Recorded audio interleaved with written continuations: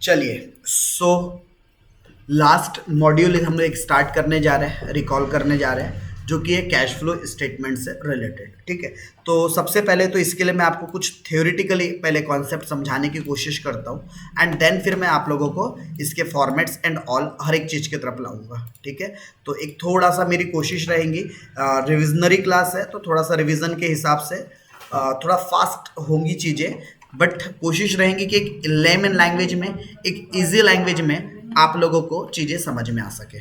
Correct. तो अगर मैं बात करूं कैश फ्लो, ठीक है, देखो समझ में ही आ रहा है कि कैश फ्लो का मतलब क्या होता है। हम यहां पर ना पैसों से रिलेटेड बात करेंगे, cash and cash equivalent. And आपको पता है कैश एंड कैश इक्विवेलेंट के अंदर क्या आता है। अगर आप लोगों ने फाइनल अकाउंट पढ़ा है तो फाइनल अकाउंट में कैश एंड कैश इक्विवेलेंट के नाम से हेड होता है। इसके अंदर क्या लिखते हैं हम लोग, कैश लिखते हैं, कैश बैलेंस, बैंक बैलेंस भी इसी के अंदर आता है। या कोई भी अगर शॉर्ट टर्म के लिए इन्वेस्टमेंट कर रहे हो, आप वेरी शॉर्ट टर्म के लिए इन्वेस्टमेंट कर रहे हो, तो वो इन्वेस्टमेंट भी कहाँ आएंगे, आपके कैश एंड कैश इक्विवेलेंट के अंदर आएंगे। और फ्लो का मतलब क्या होता है, बहना। अब पैसे आपके पास दो तरीके से फ्लो हो सकते हैं, या तो किसी चीज के लिए आपके पास पैसे आएंगे, मतलब या तो पैसों का इनफ्लो होगा या तो पैसों का आउटफ्लो होगा। या तो पैसे आएंगे या तो पैसे जाएंगे, दो ही बातें हो सकती है, उससे ज्यादा तीसरी बात तो हो ही नहीं सकती। कैश का अगर फ्लो हो रहा है तो फ्लो या तो आएगा या तो जाएगा। अगर ना तो आ रहा है ना तो जा रहा है तो उसको तो फ्लो बोलूंगा ही नहीं, मतलब कुछ हो ही नहीं रहा, स्टेबल है चीजें। तो अगर फ्लो हो रही है तो पक्की बात है, या तो पैसे जेब में आ रहे हैं या तो जेब से जा रहे हैं, इनफ्लो हो रहा है या तो आउटफ्लो हो रहा है। करेक्ट। और हम लोगों ने इस पैसे के जो फ्लो को कैटेगरीज में उसको डिवाइड कर दिया, बांट दिया हम लोगों ने उसको अलग अलग कैटेगरीज में, कि हमारे पास पैसे कहाँ से आ रहे हैं या कहाँ जा रहे हैं। तो हमने कैटेगराइज कर दिया। ठीक है, क्यों कैटेगराइज कर दिया, चीजों को कैटेगराइज इसलिए कर दिया जाता है ताकि चीजों को लेकर ज्यादा कंफ्यूजन्स ना हो और चीजों को लेकर क्लियरिटीज ज्यादा अच्छी रहे। तो वैसे ही हम लोगों ने कैश फ्लो स्टेटमेंट्स के अंदर, कैश फ्लो स्टेटमेंट के अंदर कैश फ्लो को हम लोगों ने कितने भागों में बांट दिया। पहली चीज तो दो, एक तो इनफ्लो और दूसरा आउटफ्लो, इनफ्लो और दूसरा आउटफ्लो। हमारे पास दो तरीके के फ्लो रहेंगे। लेकिन अगर मैं बात करूं अब एक्टिविटीज की, कि हमारे पास पैसे आएंगे तो कहां से आएंगे और जाएंगे तो कहां जाएंगे। तो एक्टिविटीज की अगर मैं बात करूं तो on the basis of activities हम इसको तीन कैटेगरी में बांटते हैं। कितनी कैटेगरी में बांटते हैं, there are three categories of activities. एक पहली कैटेगरी जिसको हम बोलते हैं ऑपरेटिंग एक्टिविटी। कौन सी एक्टिविटी, ऑपरेटिंग एक्टिविटी, नाम से समझ में आ रहा है, ऑपरेटिंग, ऑपरेट करना किसी चीज को। उसके अलावा जो नेक्स्ट एक्टिविटी होती है उसको हम लोग बोलते हैं इन्वेस्टिंग एक्टिविटी। ठीक है, कौन सी एक्टिविटी, इन्वेस्टिंग एक्टिविटी। और लास्ट जो एक्टिविटी होती है वो होती है फाइनेंसिंग एक्टिविटी। ठीक है, तीसरी जो एक्टिविटी होती है वो फाइनेंसिंग एक्टिविटी, मतलब OIF। ये तीन टाइप की हमारे पास एक्टिविटीज है, operating activity, investing activity, financing activity. There are three kind of activities we have. अब सब तीनों का मतलब समझो। देखो, ऑपरेटिंग नाम से समझ में आ रहा है, ये ऐसी एक्टिविटीज है, ये ऐसे काम है जो ऑपरेशन मतलब जो रूटीन एक्टिविटी होती है, आपके डे टू डे बेसिस पर काम हो रहे, उसको हम लोग ऑपरेटिंग एक्टिविटीज कहते हैं। अब सर रूटीन बेसिस पर क्या होता है, आप खुद दिमाग लगाइए। अगर आप किसी बिजनेस को समझते हो, किसी धंधे को समझते हो, तो बिजनेस में क्या सामान बेचना रूटीन काम है, सेल करना क्या रूटीन एक्टिविटी है। क्या कभी कभार सेल होता है, बोले साल में एक बार माल बेचेंगे बस, ऐसा होता है, या रूटीन बेसिस पर सेल होता है, डेली बेसिस पर सेल परचेस, फिर एक्सपेंसेस पेड करना, जैसे कि लाइक सैलरी देना किसी को, तो ये सब हमारा वेजेस देना किसी को, ये सब हमारे कैसे खर्चे हैं, रूटीन मेन बिजनेस है हमारा। या फिर डेटर से पैसे लेना, डेटर से कैश कलेक्ट करना, या क्रेडिटर को कैश पेड करना, ये सब हमारा कैसी एक्टिविटीज है, कैश कलेक्ट करना या फिर कैश पेड करना, ये सब हमारी रूटीन एक्टिविटी है। हम ऐसा नहीं बोलते डेटर से कभी कभार पैसे आएंगे, अरे रूटीन में पैसे आते और जाते रहते डेटर क्रेडिटर को। तो ये सब हमारी कैसी एक्टिविटीज है, ये सब हमारी ऐसी एक्टिविटीज है जो हम लोग डे टू डे बिजनेस के अंदर करते ही करते हैं। इसको हम लोग कौन सी एक्टिविटी बोलते हैं, ऑपरेटिंग एक्टिविटी, राइट। इसके अंदर हमारे बिजनेस के जो प्रॉफिट एंड लॉस अकाउंट के अंदर जितने आइटम्स आते हैं ना, मैक्सिमम सारी चीज आएंगी एक्सेप्ट फ्यू, कुछ को छोड़ के। अब वो कौन से छूट जाते हैं वो बताऊंगा आगे। दूसरी एक्टिविटी इसके तरफ चलते हैं, एंड जो हमारी अनदर एक्टिविटी होती है उसको बोलते हैं हम लोग इन्वेस्टिंग एक्टिविटी। क्या बोलते हैं? Investing activity. नाम से समझ में आ रहा है, ये एक्टिविटी के अंदर कहीं ना कहीं इन्वेस्टमेंट से रिलेटेड बातें होंगी। क्या होंगी? इन्वेस्टमेंट से रिलेटेड बातें होंगी। और इन्वेस्टमेंट करना मतलब एसेट्स खरीदना, इन्वेस्टमेंट्स खरीद करना मतलब एसेट्स खरीदना। और हम एसेट्स को परचेज भी कर सकते हैं तो उसी एसेट्स को बेच भी सकते हैं। तो इन्वेस्टिंग एक्टिविटीज के अंदर क्या आएगा आप लोगों का? ऐसे सोर्स ऑफ फ्लो या फिर ऐसा फ्लो ऑफ कैश जो बिकॉज ऑफ किसकी वजह से आ रहा है? इन्वेस्टमेंट्स की वजह से आ रहा है। और इन्वेस्टमेंट्स हम किसी प्रॉपर्टी में खरीद कर सकते हैं, जैसे कोई जमीन खरीद के रख लिया, कोई लैंड खरीद के रख दिया, कोई शेयर्स खरीद लिया, कोई डिबेंचर्स खरीद लिया। तो इस वजह से हमारे पास पैसे आते हैं, उसको हम क्या बोलते हैं? Investing activities. पैसे हमारे पास जब इन्वेस्ट करते हैं कहीं तो पैसे जाते हैं, लेकिन जब बेचते हैं तो वही पैसे आ भी जाते हैं। और तीसरी एक्टिविटी होती है हमारे पास, वो होती है फाइनेंसिंग एक्टिविटी। कौन सी एक्टिविटी? फाइनेंसिंग। तो फाइनेंसिंग मतलब समझ में आ रहा है, फाइनेंस जहां से आ रहा होगा। फाइनेंस कहां से आता है? लोन लेकर। पैसा कहां से आता है? लोन लेकर। पैसा कहां से आता है? शेयर कैपिटल बेच के। पैसा कहां से आता है? डिबेंचर बेच के। तो ये सब हमारे पास क्या है? फाइनेंसिंग एक्टिविटीज के कुछ एग्जांपल्स है। तो फाइनेंसिंग एक्टिविटीज के अंदर हम लोग क्या क्या डालेंगे?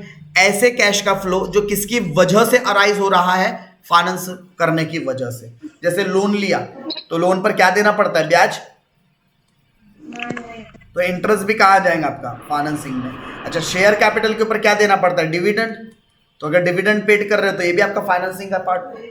लेकिन जैसे मैंने कहीं इन्वेस्ट किया हो तो अगर मुझे इंटरेस्ट रिसीव्ड हो रहा है या मुझे डिविडेंड रिसीव्ड हो रहा है तो ये फिर मेरी कौन सी एक्टिविटी हो गई? इन्वेस्टिंग। क्योंकि मुझे ब्याज या इंटरेस्ट कब मिलेगा? डिविडेंड कब मिलेगा? जब मैं कहीं पैसे क्या करूंगा? इन्वेस्ट करूंगा, तब मुझे वहां से क्या मिलने वाला है? इंटरेस्ट वगैरह मिलने वाला है। और अगर मैं किसी से लोन या उधार ले रहा हूं, अगर मैं फाइनेंस रेज कर रहा हूं तो फिर मुझे ब्याज या फिर डिविडेंड देना पड़ जाएगा, राइट? तो this are the three mainly activities which are engage in the cash flow statement. ठीक है, अब मैं ओवरव्यू आपको एक दूं इसका। हम लोगों को ना तीनों एक्टिविटी से पैसे कितने आए और कितने गए वो देखना है। हमको देखना है ऑपरेटिंग एक्टिविटीज से, ऑपरेटिंग एक्टिविटीज से हमारे पास कैश का इनफ्लो कितना हुआ है और हमारे पास कैश का आउटफ्लो कितना हुआ है। ठीक है, जैसे मैं बोलता हूं ऑपरेटिंग एक्टिविटी की वजह से हमारे पास 1.5 लाख रुपए आए। कितने आए? 1.5 लाख। और मैं बोलता हूं ये ऑपरेटिंग एक्टिविटी की वजह से हमारे पास से 1 लाख रुपए चली भी गए। ठीक है, तो हमारे पास नेट कितना पैसा बच गया? 50,000 बच गया। तो इसको हम क्या बोलेंगे? नेट कैश इनफ्लो फ्रॉम कौन सी एक्टिविटी? From operating activity. कितना पैसा बच गया हमारे पास? नेट 50,000 बच गए। चलो जी, यानी पहली एक्टिविटी हमारी खत्म हो गई। फिर हम दूसरी एक्टिविटी की तरफ चलेंगे और दूसरी एक्टिविटी में हम बात करेंगे इन्वेस्टिंग एक्टिविटीज के बारे में। दूसरी एक्टिविटी कैसे रिलेटेड है? इन्वेस्टमेंट से रिलेटेड। इन्वेस्टिंग एक्टिविटीज तो हो सकता है इन्वेस्टिंग एक्टिविटीज की वजह से आपके पास पैसा आ जाए, कैश का इनफ्लो हो। अब वो कहां कहां से हो सकता है इनफ्लो बताऊंगा, और हो सकता है आपके पास से पैसा चली भी जाए। ठीक है, वो भी बताऊंगा कहां कहां पैसा जाता है। मैं बोलता हूं आपके पास आए कितने? 1500 रुपए आए इन्वेस्टिंग एक्टिविटी की वजह। अच्छा, बहुत छोटी अमाउंट हो गई, चलो 15,000 आए। और गए कितने? तो आपके पास से 50,000 गए। कितने गए? 50,000। तो आए 15,000, गए 50,000, मतलब 35,000 ज्यादा चली गई क्या? तो ये माइनस में फिगर आ जाएगा। इनफ्लो में से आउटफ्लो को माइनस करेंगे तो माइनस 35,000 में फिगर आ जाएगा। यानी इन्वेस्टिंग एक्टिविटीज में पैसे आए कम, गए ज्यादा। और लास्ट एक और एक्टिविटीज होती है हमारे पास जिसको हम बोलते हैं फाइनेंसिंग एक्टिविटीज। कौन सी एक्टिविटी? Financing activities. तो फाइनेंसिंग एक्टिविटी से भी हमारे पास कैश का इनफ्लो होगा। क्या होगा? कैश का इनफ्लो होगा और कैश का आउटफ्लो होगा। इनफ्लो भी होगा, आउटफ्लो भी होगा, बराबर। अब मैं एक एग्जांपल देता हूं। आपके पास पैसे आए कितने? लाख रुपए आए। कितने आए? लाख। और गए कितने? तो 20,000 गए। मतलब नेट कितना पैसा आया आपके पास? 80,000। चलो, अब देखो आपके पास क्योंकि तीनों एक्टिविटीज का नेट इफेक्ट या नेट अमाउंट आ चुका है ऑपरेटिंग एक्टिविटी से 50,000 आए, जबकि इन्वेस्टिंग में 35,000 गए और फाइनेंसिंग से 80,000 आए। तो अगर मैं सबको नेट ऑफ करूं तो देखो आए कितने, 50 आया, ये 80 भी आया, तो 25, 50 और ये 80 कितना होता है, 1,30,000 आए और 35,000 गए, तो माइनस कर दो, तो बचा कितना, 95,000। इसको क्या बोलेंगे हम लोग, इसको बोलेंगे cash flow during the year, during the year. इस साल हमारे पास इतना कैश का फ्लो हो रखा है 95,000 का, लेकिन मेरे पास ना पहले से कुछ और कैश रखी हुई थी। कितनी कैश रखी थी, मेरे पास पहले से 15-20,000 की कैश रखी थी। ओपनिंग कैश, पुराना कैश मेरे पास रखा हुआ था। ओपनिंग कैश बैलेंस कितना रखा था, मैं बोलता हूं 20,000 का। 20,000 का कैश मेरे पास पहले से रखा था, ठीक है। तो 95,000 अभी आ गए, 20,000 पुराने रखे थे। ऐसे करके कुल मिलाकर 1,15,000 की टोटल कैश हो गई क्या मेरे पास। और ये क्या होगी आपकी एट द एंड वाली, इसी को हम लोग क्या भी बोलते हैं, क्लोजिंग कैश बैलेंस। मेरे पास इतनी कैश बच गई आखिरी में, 95 मेरे पास आ गए नेट, 20 पुराने थे, दोनों मिला दूं तो कुल मेरे पास अभी क्लोजिंग कैश कितना हो गया, 1,15,000। बस यही तो कैश फ्लो है। हाँ मैंने तो एज्यूम किया फिलहाल, अभी तो मैंने सारे फिगर एज्यूम करके लिखा है ना, ऊपर से लिखकर नीचे तक के सारे फिगर तो फिलहाल मैं अज्यूम कर करके लिख रहा हूँ। बस मैं आपको एक ढांचा बताना चाह रहा हूँ, ठीक है। मैं आपको बस एक ओवरव्यू देना चाह रहा हूँ कि भाई कैश फ्लो के अंदर आपको ये हिसाब निकालना है, ऑपरेटिंग से कितना आया, इन्वेस्टिंग से कितना आया, फाइनेंसिंग से कितना आया और कितना गया। जितना आया जितना गया नेट ऑफ करके बताओ, नेट कितना आया या नेट कितना गया वो बताओ, और सारे नेट आए और गए को आपस में जोड़ दो तो आपको पता चल जाएगा फाइनली कि कितना पैसा आया है या कितना पैसा गया है। ये फाइनली आपको पता चल जाएगा, करेक्ट। और जब ये बात पता चल जाएंगी तो इसमें ओपनिंग कैश को भी जोड़ दो तो आपको पता चल जाएगा पूरा इस साल का इतना आया, पुराना इतना बचा था, तो कुल मिलाकर अब कितना बचा है, क्लोजिंग कैश बैलेंस मिल जाएगा, करेक्ट। तो ये आपका एक ओवरव्यू था, किसके ऊपर, कैश फ्लो के ऊपर। पहले तो मुझे बताओ इतनी बात क्लियर है क्या, अभी तक की जितनी बात समझाया हूं फिलहाल में ये बात क्लियर है क्या। जल्दी से चैट बॉक्स में रिस्पॉन्स करो, क्या ये बात क्लियर है, इतनी बात क्लियर है। अभी जहां तक के बताया हूं उतनी बात सिर्फ, आदर्श को यहां तक के बात क्लियर है, रोहिणी को भी क्लियर है, ओके क्लियर है, ओके मृणाली, विजया, काजल, चलो ठीक है। मतलब यहां तक के बातों में किसी को बहुत मेजरली इश्यूज नहीं है, ठीक है। आदित्य डाउट है क्या, कांग्रेस सरकार डाउट है क्या,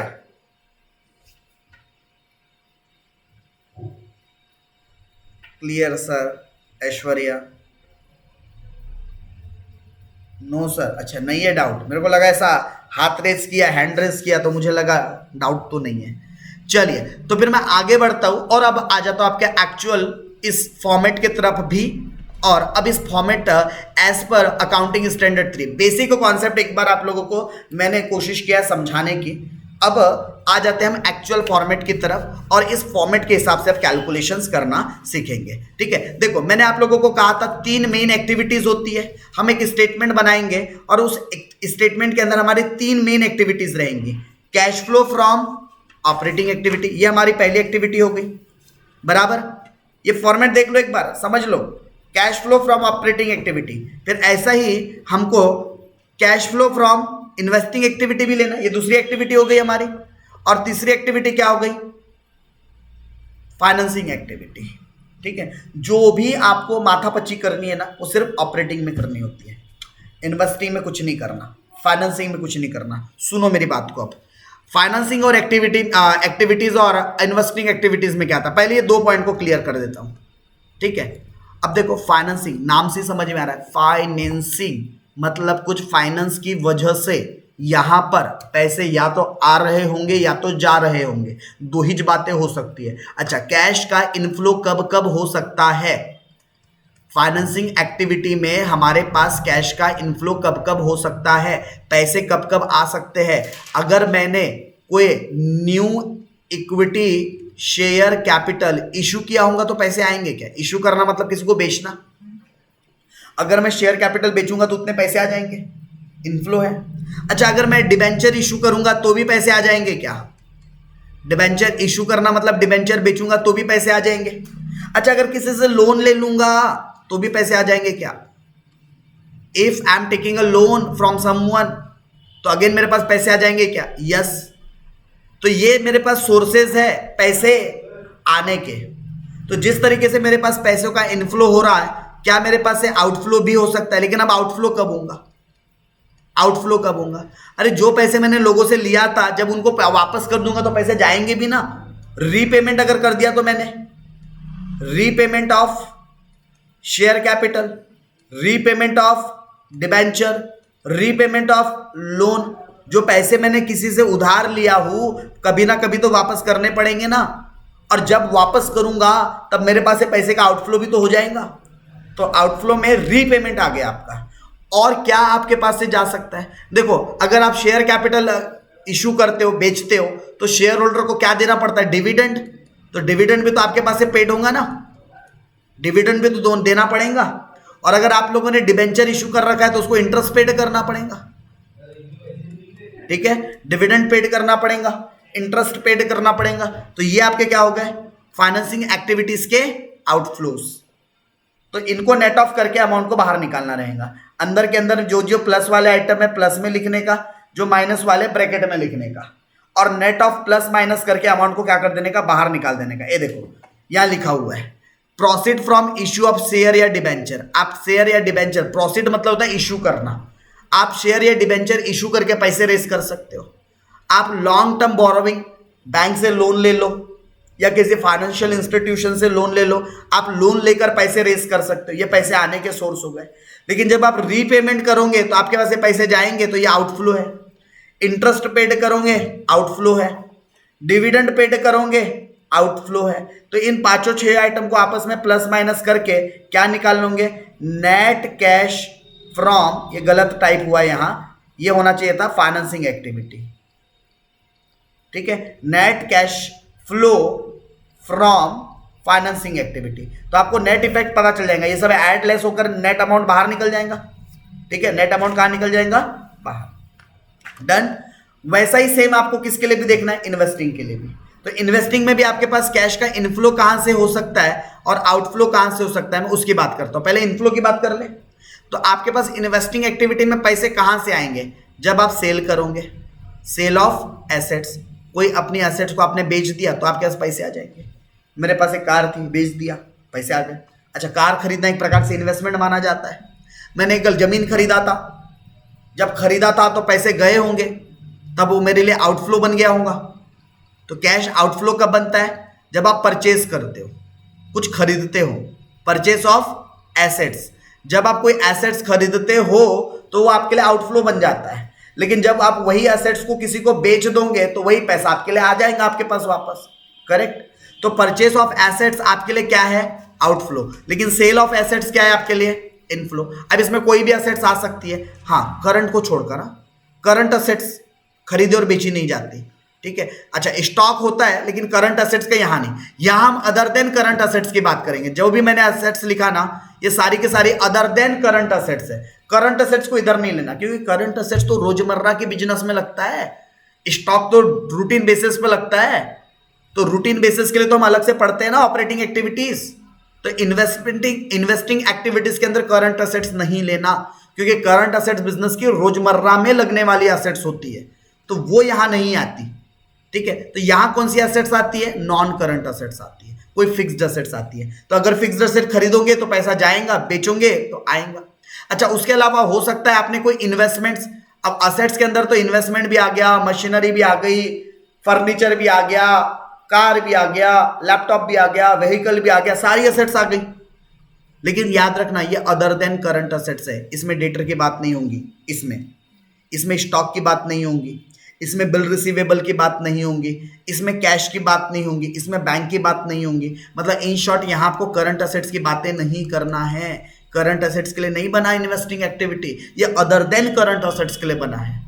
क्लियर इतनी बात? यस। उसके अलावा आपको क्या ब्याज मिल सकता है? अगर आपने किसी कंपनी के शेयर्स खरीद लिए तो वो आपको क्या देगा? डिविडेंड।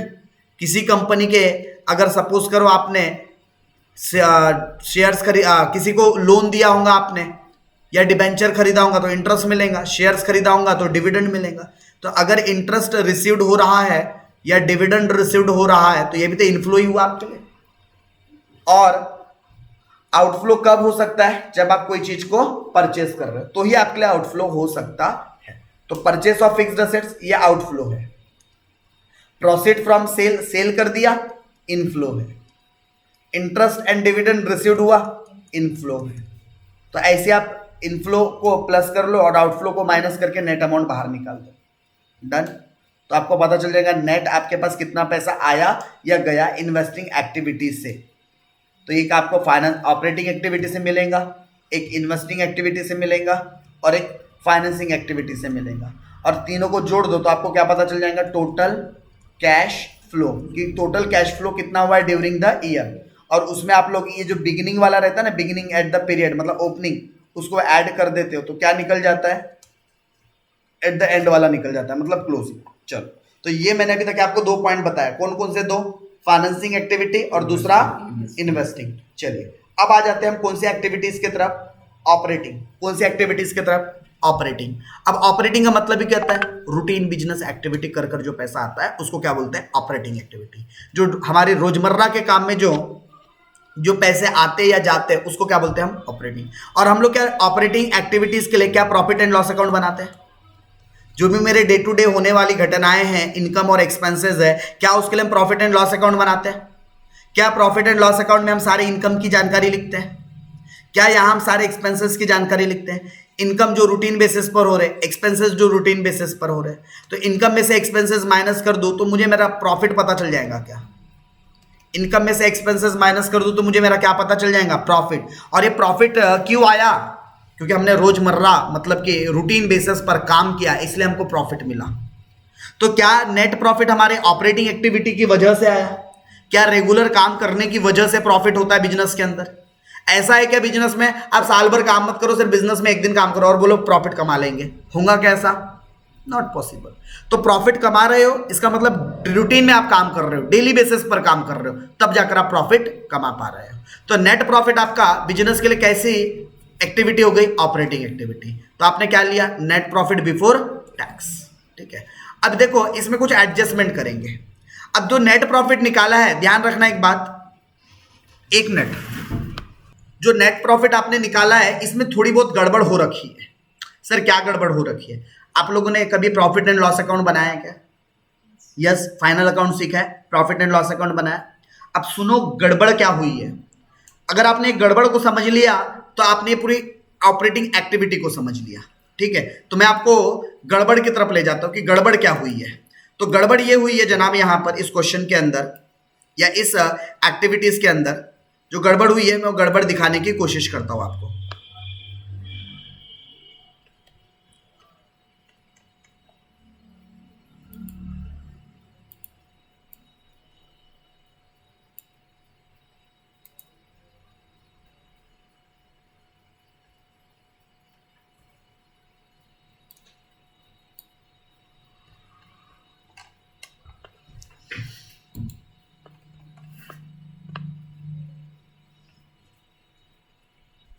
चलिए अब देखिए, आप लोग जब प्रॉफिट एंड लॉस अकाउंट बनाते हैं, ठीक है, आप लोग क्या बनाते हो? Profit and loss. फिलहाल मैं टी फॉर्मेट में आपको बताने की कोशिश कर रहा हूं। आप इधर सेल लिखते हो, बराबर, आप इधर क्लोजिंग स्टॉक लिखते हो, आप इधर अदर इनकम लिखते हो, जैसे कि इंटरेस्ट रिसीव्ड हो जाना, जैसे कि डिविडेंड रिसीव्ड हो जाना।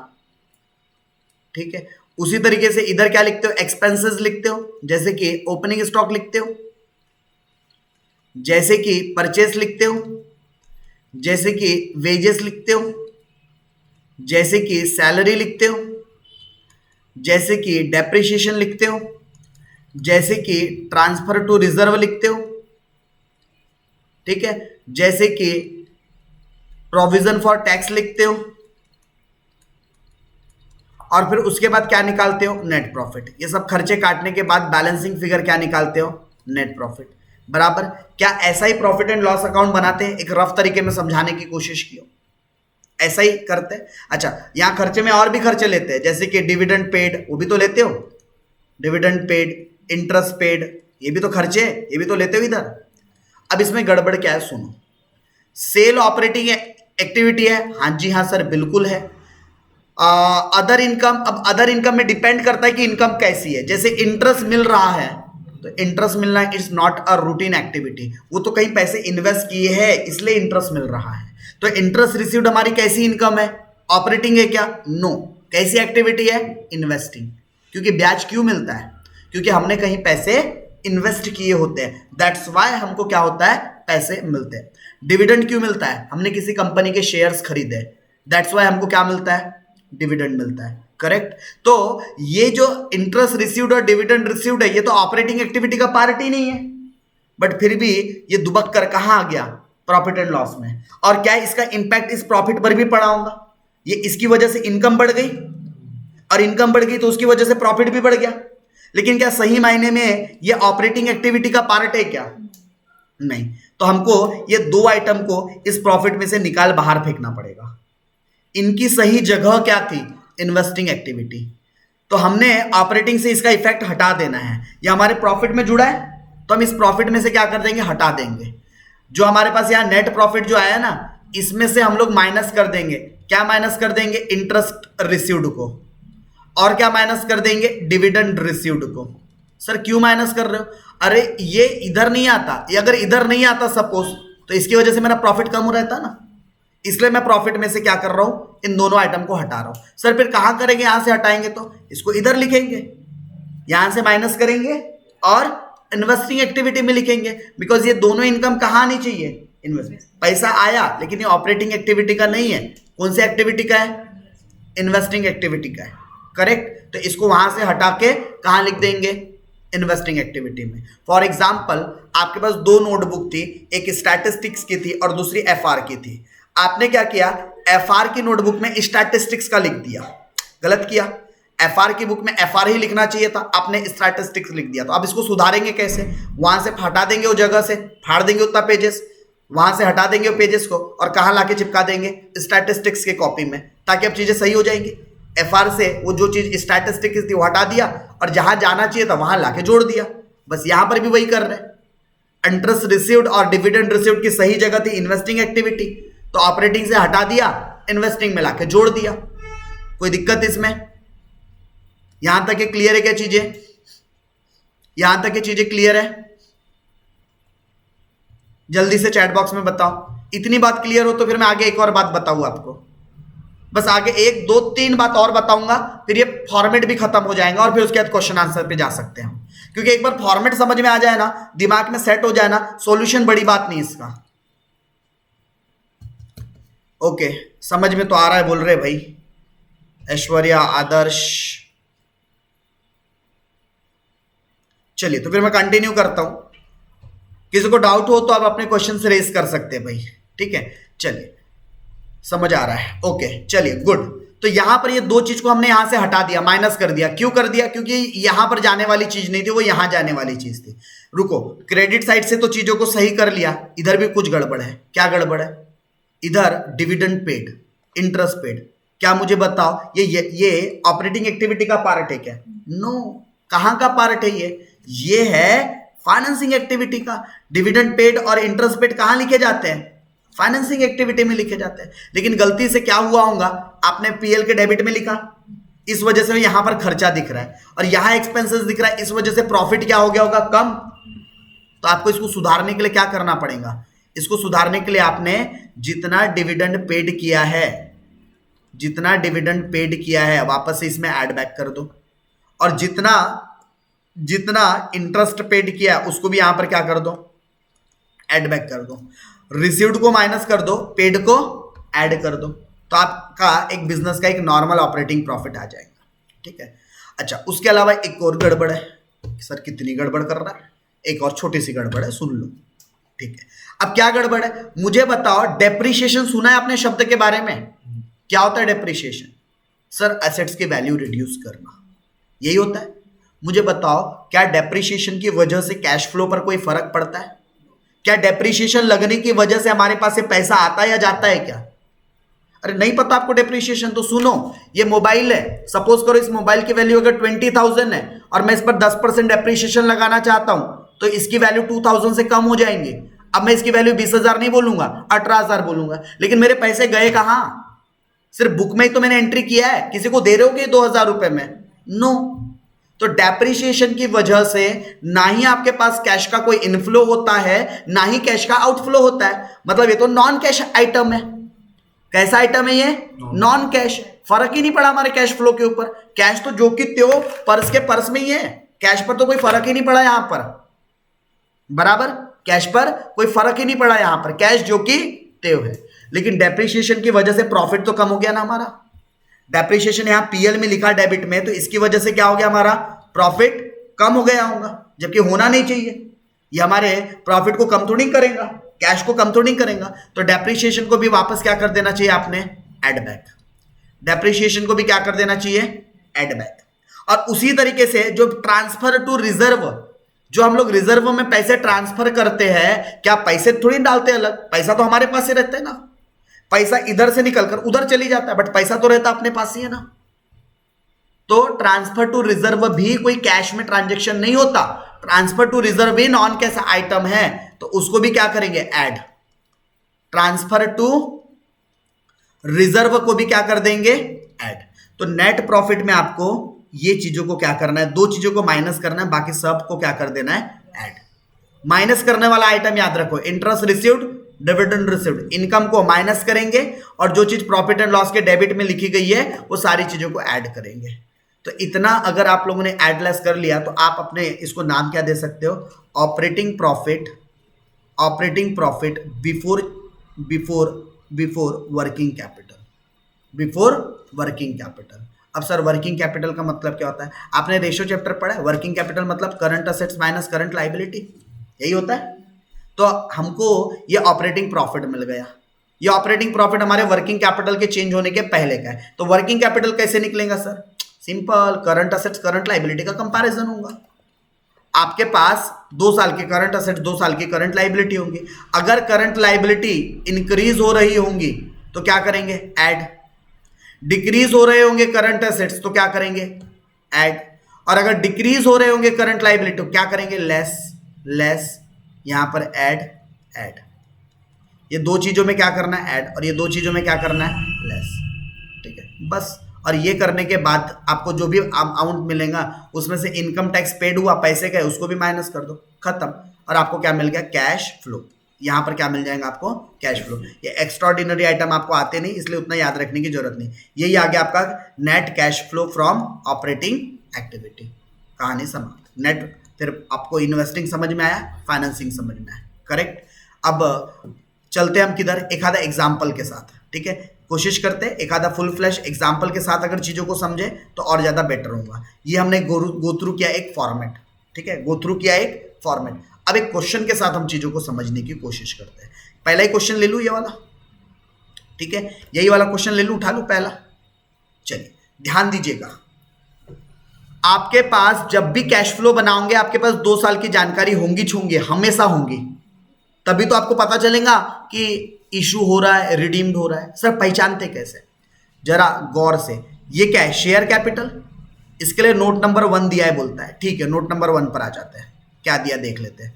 अच्छा, note number 1 reserve and surplus के लिए दिया है, इसके लिए दिया है नोट नंबर 1। थोड़ा आगे पीछे हो गया अलाइनमेंट, शेयर कैपिटल के लिए नहीं है। तो देखो शेयर कैपिटल अभी कितनी है? 5 लाख। पिछले साल कितनी थी? पिछले साल 4.5 लाख की शेयर कैपिटल थे, इस साल 5 लाख के हैं। शेयर कैपिटल बढ़ रहे हैं क्या? शेयर कैपिटल इंक्रीज हो रहे हैं क्या? बढ़ रहे हैं क्या? हां। कितने से बढ़ रहे हैं? 50,000 से बढ़ रहे हैं। क्यों बढ़ रहे होंगे? ये 50,000 से क्यों बढ़ रहे होंगे? क्योंकि हमने नए शेयर कैपिटल और बेचा होगा लोगों को। शेयर कैपिटल कब इंक्रीज होते हैं? जब हम लोगों को बेचते हैं। जब हम लोगों को शेयर बेचते हैं तभी तो शेयर कैपिटल बढ़ते हैं ना। जैसे आज मैंने 4.5 लाख रुपए के शेयर कैपिटल बेचा और 50,000 के किसी को बेच दूंगा तो टोटल 5 लाख के शेयर कैपिटल सेल हो जाएंगे, बराबर। तो हमने ना 50,000 के करंट ईयर में शेयर कैपिटल इशू करके रखा होगा। इशू करना मतलब बेचना। तो 50,000 रुपए हमको कहां से आ गए? शेयर कैपिटल से। और मुझे बताओ शेयर कैपिटल से पैसे आना ये ऑपरेटिंग एक्टिविटी है, इन्वेस्टिंग एक्टिविटी है या फाइनेंसिंग एक्टिविटी है? शेयर कैपिटल से पैसे आना इन्वेस्टिंग एक्टिविटी है, फाइनेंसिंग एक्टिविटी है, ऑपरेटिंग एक्टिविटी है? कौन सी एक्टिविटी है? जल्दी बताओ, जल्दी जल्दी। शेयर कैपिटल, इन्वेस्टिंग है, ऑपरेटिंग है, फाइनेंसिंग है? फाइनेंसिंग है, ऐसा लक्की बोल रहा है भाई। विजया बोल रही है फाइनेंशियल है। Good, financing. यस। कैसी एक्टिविटी होती है? फाइनेंशियल। क्यों? अब भी बताया था आपको, शेयर, डिबेंचर, लोन, ये सब कैसी होता है? जहां से हम फंड रेस करते हैं उन एक्टिविटी को हम फाइनेंशियल एक्टिविटी बोलते हैं। तो ये 50,000 रुपए कहाँ आने चाहिए? आपके फाइनेंशियल एक्टिविटीज के अंदर। तो जब आप सॉल्व करोगे, देखो यहां से सॉल्यूशन हुआ, तो ये 50,000 रुपए आपने फाइनेंसिंग एक्टिविटी के अंदर लिख रखा होगा। देखो ये इशू फ्रॉम शेयर कैपिटल दिख रहा है, 50,000 रुपए, बराबर। चलो, तो एक पॉइंट खत्म। दूसरे पॉइंट की तरफ चलते हैं। अब रिजर्व एंड सरप्लस की बात करते हैं। तो इसके लिए वर्किंग नोट नंबर 1 देखो बोलता है, तो आ जाते भाई वर्किंग नोट नंबर 1 पर। अब हमारा जनरल रिजर्व और प्रॉफिट एंड लॉस दो चीजें दे रहा है। जनरल रिजर्व 40,000 से 70,000 हो गया, मतलब 30,000 से बढ़ गया क्या? 30,000 से बढ़ गया क्या? अच्छा, क्यों बढ़ाऊंगा इस बार रिजर्व? क्योंकि इतने पैसे मैंने रिजर्व में और जमा करवाए होंगे। 30,000 से क्यों बढ़ा? क्योंकि मैंने इतने पैसे और जमा करवाए होंगे, ठीक है। अच्छा, और मेरे पास पिछले साल 30,000 का प्रॉफिट था, इस साल 48,000 का दिख रहा है, ये भी 18,000 से बढ़ गया क्या? 18,000 से क्यों बढ़ाऊंगा? क्योंकि करंट ईयर में मैंने कमाया होगा, करंट ईयर में कमाया होगा। तो ये प्रॉफिट एंड लॉस हमारा बताइए ऑपरेटिंग एक्टिविटी होती है या नॉन आपका ऑपरेटिंग होता है, इन्वेस्टिंग होता है या फाइनेंसिंग होता है? जल्दी बताइए, प्रॉफिट एंड लॉस कैसी एक्टिविटी होती है? ऑपरेटिंग। तो आपने देखो ऑपरेटिंग एक्टिविटी में लेना चाहिए था सॉल्यूशन करते समय। ये अब इन्होंने इसके लिए पूरी अलग से वर्किंग नोट ही बना दिया। ये जो प्रॉफिट बिफोर टैक्स ना, इसके लिए इसने पूरा सॉल्यूशन में अलग से बोले, यहीं के यहीं प्लस माइनस नहीं करते, सॉल्यूशन वाले ने पूरा अलग से क्या बना दिया इसके लिए वर्किंग नोट। ये देखो 48,000 में से 30,000 माइनस करोगे, 18,000 आ गया। ये क्या है आपका? प्रॉफिट। ये क्या है? प्रॉफिट। लेकिन मैंने कहा था ट्रांसफर टू जो जनरल रिजर्व है ऐड कर देंगे, तो हमने करंट ईयर में 30,000 ऐड किया था क्या? ये जो हमारा रिजर्व था 40,000 से कितना हो गया? 70,000, मतलब 30,000 से हमारा ट्रांसफर हुआ होगा। और देखो अभी फॉर्मेट समझाते समय मैंने बताया था कौन कौन सी चीजों को ऐड करते हैं। तो ये ट्रांसफर टू रिजर्व को भी क्या किया जाता है? ऐड। तो वो 18,000 का जो प्रॉफिट आया है ना आपका, 18,000 का जो ये प्रॉफिट आया है, 18,000 के प्रॉफिट में 30,000 को भी क्या कर देंगे? ऐड। ये 18,000 का प्रॉफिट है आपका, प्रॉफिट करंट ईयर का, इसमें 30,000 क्या हो गया? ऐड।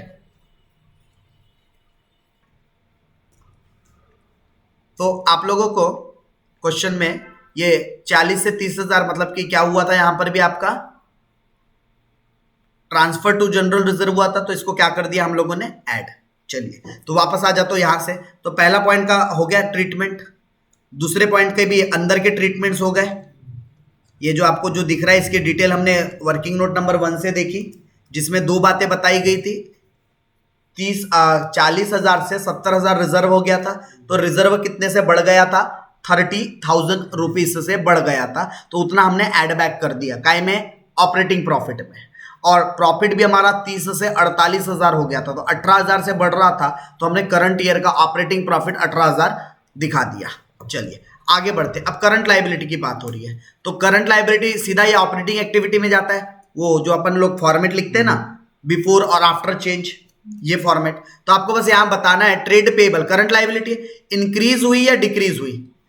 2000 आपको बस ये बताना है कि आपकी 2017 में 75,000 थी, अभी 99,000 है। तो करंट लायबिलिटी इंक्रीज हो रही है या डिक्रीज हो रही है? इंक्रीज हो रही है। कितने से? 24,000 से क्या हो रही है? इंक्रीज हो रहा है। वैसे ही शॉर्ट टर्म प्रोविजन भी क्या हो रहा है? 82 से 1 लाख आ गया, मतलब कि ये भी इंक्रीज हो रहा है कि करंट लायबिलिटी? कितने से? 18,000 से, 18,000 से। करेक्ट। क्या हो रहा है? इंक्रीज हो रहा है। 18,000 से क्या हो रहा है? इंक्रीज हो रहा है। तो चलो, अगर हमारी करंट लायबिलिटी इंक्रीज होती है तो क्या करते हैं? देखिए, increase in current liability format में क्या करना होता है हमको? Add. Increase in current liability. अब क्यों ऐड होता है ये भी मैं कारण समझा दूं, लॉजिक समझा दूं। अब सुनो, आप मेरे क्रेडिटर हो, मैंने आपसे कुछ सामान खरीदा है आज, तो मैंने बकायदा आपको पैसे देने चाहिए। लेकिन मैंने आपको पैसे नहीं दिया, उधारी रख दिया। उधारी रख दिया मतलब मेरे पास से पैसे गए नहीं, बच गए उतने पैसे अभी, यानी कि मैंने उतना अपना कैश फ्लो क्या कर लिया, सेव कर लिया। सामान तो ले लिया बट मेरे पास से पैसों का फ्लो हुआ ही नहीं, मतलब मैंने उतने पैसे अपने पास बचा के रख लिए, मतलब मेरे पास उतना कैश का फ्लो जमा हो गया, उतना कैश फ्लो बढ़ गया मेरे पास। जो पैसे किसी को देने थे, जैसे मैंने 10,000 की उधारी खरीद के लाया, मेरे को 10,000 उसको पेमेंट करना, बट मैं नहीं कर रहा हूं, तो 10,000 मेरे पास बचे हुए हैं। इसलिए हम लोग इंक्रीज इन करंट लाइबिलिटी को क्या करते हैं, ऐड। तो ये 24,000 और ये भी आपके सॉल्यूशन में क्या हो जाएगा, ऐड। तो देखिए जो ये सॉल्यूशन किया है इसमें ऐड किया होगा, कहां गया आपका, अच्छा इधर मेन, इधर ही नीचे ही किया उसने, वर्किंग नोट नंबर 1।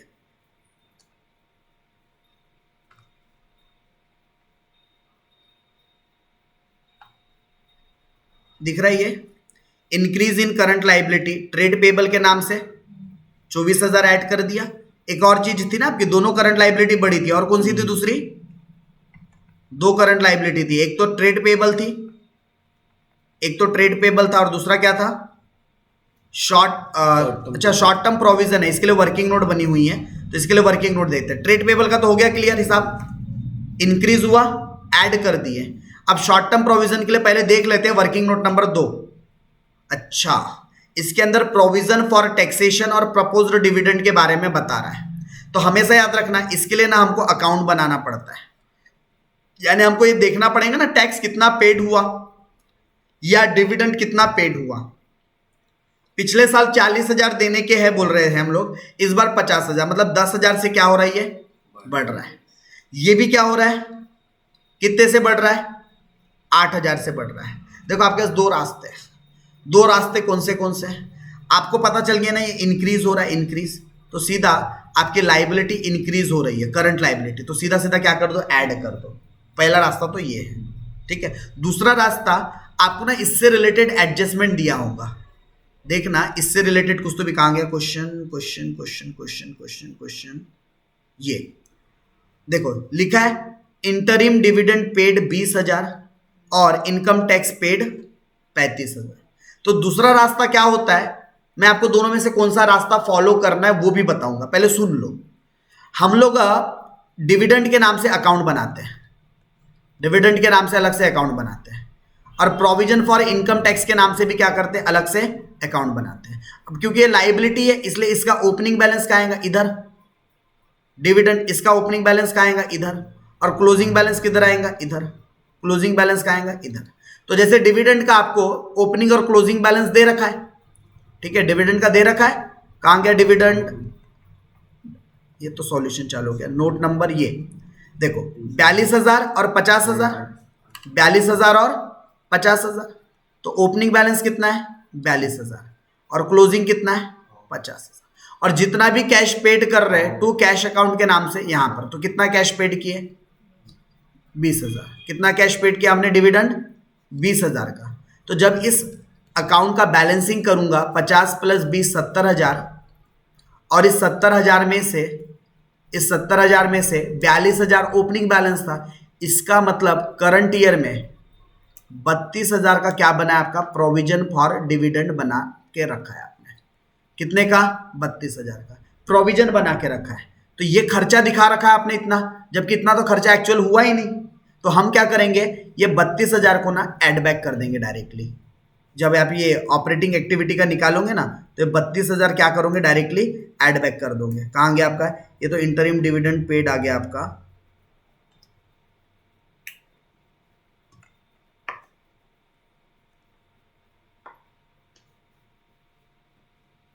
नहीं इन्होंने वो ट्रीटमेंट ही नहीं दिखा रखा है, इन्होंने वही अल्टरनेटिव तरीका कर दिया, ठीक है। इन्होंने सीधा क्या किया, जितना पेड हुआ है ना सीधा पेमेंट में दिखा दिया, इन्होंने ओपनिंग क्लोजिंग कुछ दिखाया ही नहीं है, ठीक है। इन्होंने सॉल्यूशन में सीधा क्या किया, जितना ये 20,000 पेड हुआ सीधा 20,000 कहाँ दिखा दिया, फाइनेंसिंग एक्टिविटी में, ये इंटरिम डिविडेंड पेड के नाम से सीधा यहाँ पर दिखा दिया, और जितना इधर माइनस किया उतना इधर ऐड बैक कर दिया।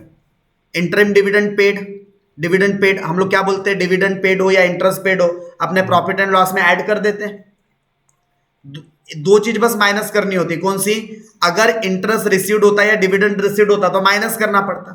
Dividend paid, interest paid, depreciation, transfer to reserve, ये सब क्या हो जाते हैं, एड बैक। तो इन्होंने वही कर दिया, डायरेक्टली कर दिया है। ये प्रॉफिट एंड लॉस अकाउंट में क्या कर दिया, ये 20,000 को डायरेक्टली यहां पर ऐड कर दिया, जितना डिविडेंड पेड करके हुआ था वो पूरा ऐड बैक कर दिया। और उसी तरीके से प्रोविजन फॉर टैक्स निकाला है उसने फिर, ठीक है। दो अलग अलग तरीके से ट्रीटमेंट करा। हमने क्या करना है मैं अभी आपको बताऊंगा। पहले प्रोविजन फॉर टैक्स का भी देख लो।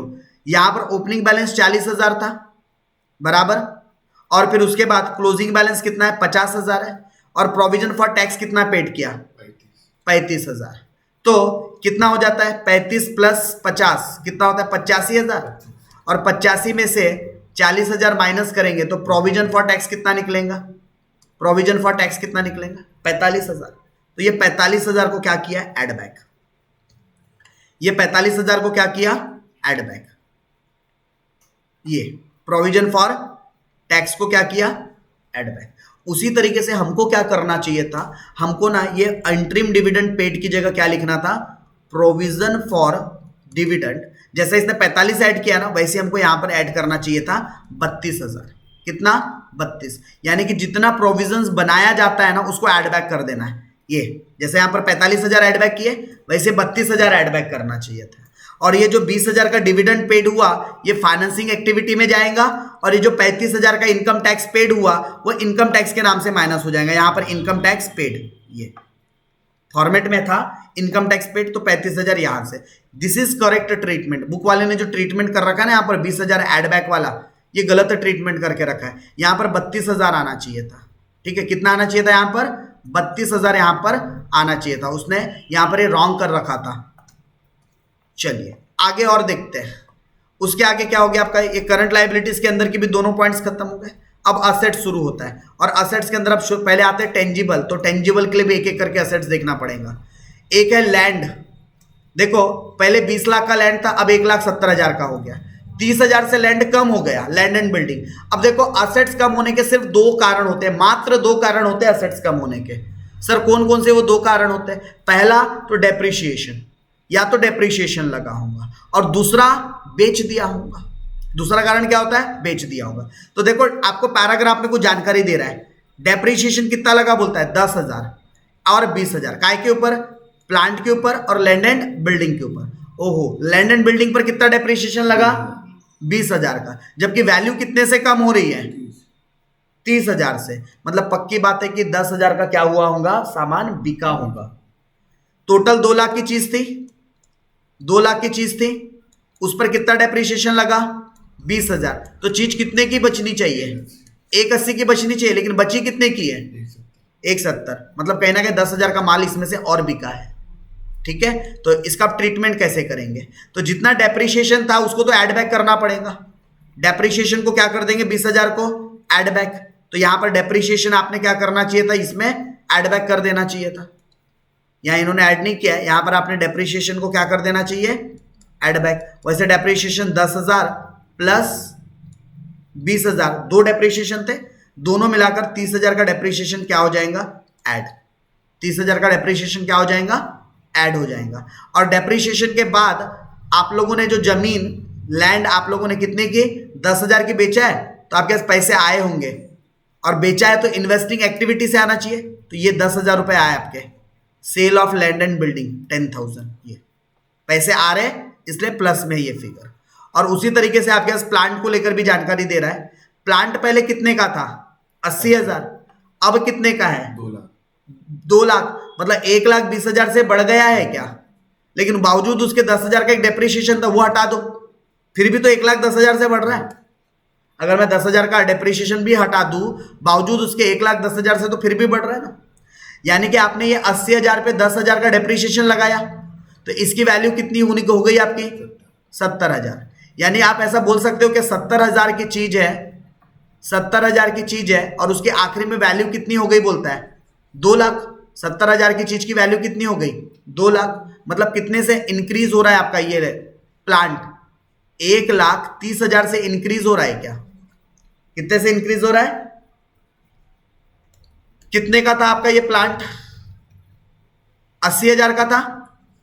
इस 80,000 में पहले क्या कर दिया आपने 10,000 का डेप्रिशिएशन हटा दिया। तो अगर मैं यहां से 10,000 का डेप्रिशिएशन माइनस कर दूं तो इसकी क्लोजिंग वैल्यू कितनी होनी चाहिए थी 70,000, लेकिन क्लोजिंग कितनी है 2 लाख। मतलब कितना बढ़ रहा है ये 1,30,000 रुपीज इंक्रीज हो रहे हैं क्या? 1,30,000 इंक्रीज हो रहे हैं। अच्छा, प्लांट बढ़ रहा है, क्यों बढ़ रहा होगा? खरीदा होगा। प्लांट क्यों बढ़ रहा होगा? वैल्यू क्यों बढ़ रही होगी? खरीदा होगा, परचेस। तो इन्वेस्टिंग एक्टिविटी में 1,30,000 माइनस हो जाने चाहिए क्या? ये 1,30,000 है। अगेन यहाँ पर टाइपिंग एरर है। क्या है ये? टाइपिंग एरर है। यहां पर 1,30,000 होना चाहिए था, 1,30,000। This is typing error. ठीक है, तो अगेन यहां पर एक टाइपिंग एरर कर बैठा है ये। 1,30,000 आना चाहिए, 30,000 नहीं। शायद कॉमन दिया है, एक साइड टाइप करना भूल गया है। ओके, तो कहां तक हो गया हमारा? फिक्स्ड असेट्स भी हो गया। अब आ जाते हैं इंटेंजिबल असेट्स के ऊपर, यानी चौथे नंबर की वर्किंग नोट पर। अब मेरा सॉल्यूशन का अप्रोच भी समझ रहे होंगे। मैं क्वेश्चन जैसा दिखाया ना, उसके सॉल्यूशन सीक्वेंस वाइज में चीजों को सॉल्व करते आ रहा हूं। ठीक है, अब चौथे नंबर पर सिर्फ गुडविल है। अच्छा, गुडविल पहले कितनी थी? 1,15,000। अब कितनी हो गई? 90,000। अच्छा, गुडविल कम हो गई क्या? गुडविल कम होना, उसी को हम लोग क्या करना बोलते हैं? Right of. गुडविल कम की हुई होंगी, जैसा असेट्स कम होती है ना, डेप्रिसिएशन, वैसे गुडविल पर क्या लगता है? Right of. कितने से कम हुई? तो 25,000 वापस क्या कर देंगे? Add back. जितना राइट ऑफ हुआ, ये 25,000 भी आपने क्या कर देना चाहिए? Add back. ये 25,000 भी यहां पर क्या हो जाना चाहिए था? Add back. बट शायद उन्होंने यहां एड बैक ना करते, सब यहां किया। जैसे जो मैं नीचे में ऐड करवा रहा हूं ना, उन्होंने एक्चुअली इधर आकर ऐड कर दिया। मैं ना इसी में डायरेक्ट उधर ही ऐड करके सीधा फाइनल अमाउंट ला लेना था। जब वर्किंग नोट ही बना रहा है, उधर से अमाउंट इधर लाया 1,63, फिर इधर 10,000 का डेप्रिसिएशन ऐड कर रहा, फिर ये 20,000 का डेप्रिसिएशन ऐड कर रहा, फिर ये 25,000 का गुडविल। उससे बढ़िया इधर ही नीचे ऐड करके सीधा दे देना चाहिए ना। यहीं पे 10,000 प्लस 20,000 30,000 और ये 25,000। इधर ही सीधा 1,63,000 में सीधा 55,000 और ऐड करके सीधा इकट्ठा टोटल दे देना था। यानी बार बार नचाने का काम कर रहे हैं। सीधा दे देना था 2,18,000 के अमाउंट। हम डायरेक्ट यहां से शुरू करते हैं, हम डायरेक्ट यहां से वर्किंग नोट दिखा के शुरू करते हैं। उसने पहले 1,63,000 इधर लाया और 55,000 इधर लाकर ऐड किया। इस फॉर्मेट में किया। हम ऐसा नहीं करेंगे, हम उधर ही ये 10,000 भी, ये 20,000 भी, ये 25,000 भी नीचे जो वर्किंग नोट बना रहे ना, उधर ही ऐड कर देंगे। और अगर आप वर्किंग नोट नहीं बना रहे होते ना, तो मैं यहीं पर आपको करवाता सब 18,000। चलो करो इसमें सब प्लस, जो भी करना है माइनस करो, यहीं की बनता थोड़ा लंबा, लेकिन यहीं की यहीं करते तो आपको फाइनल आउटकम कितना मिलता? 2,18,000 के आसपास आपको फाइनल आउटकम मिलता। अच्छा, कहां तक आ गए हम? गुडविल असेट्स में टेंजिबल इंटेंजिबल हो गया। अब इन्वेंट्रीज की बात कर। अब करंट असेट्स से तो टेंशन नहीं है। करंट असेट्स बढ़ रही है कि कम हो रही है? इंक्रीज हो रही है। करंट असेट्स इंक्रीज हो रही है, करंट असेट डिक्रीज हो रही है। तो जहां जहां करंट असेट्स आपकी क्या हो रही है? इंक्रीज। तो देखो, अगर करंट असेट्स इंक्रीज होता है, करंट असेट्स इंक्रीज होता है, इंक्रीज इन करंट असेट्स, तो क्या करते हैं? माइनस। तो आपके 2 करंट असेट्स इंक्रीज हुई थी, 1 2, और 1 करंट असेट्स आपकी डिक्रीज हुई थी, बराबर। तो जो डिक्रीज हुई थी, कौन सी करंट असेट्स थी जो डिक्रीज हुई थी?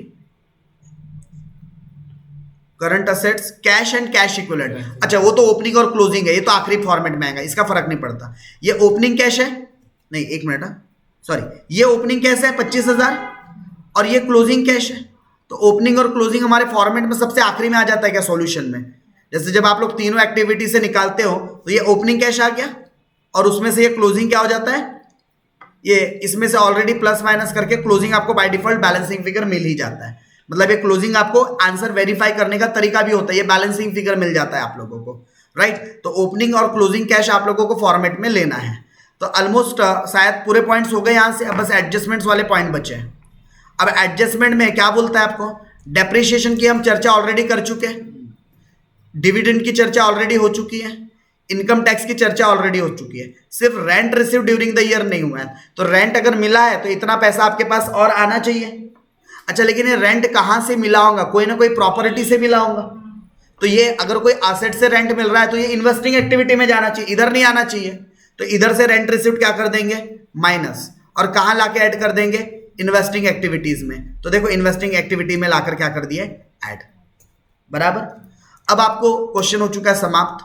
ये जितने भी आपके ये एडलेस वाले आइटम थे, इस सबको, जैसे 2,18,000 में आपने जो भी इंक्रीज हुआ था उसको लाइबिलिटी ऐड कर दिया, डिक्रीज जो करंट असेट्स हुई थी माइनस कर दिया, जितना इनकम टैक्स पेड था माइनस कर दिया। ये आ गया ऑपरेटिंग एक्टिविटी से।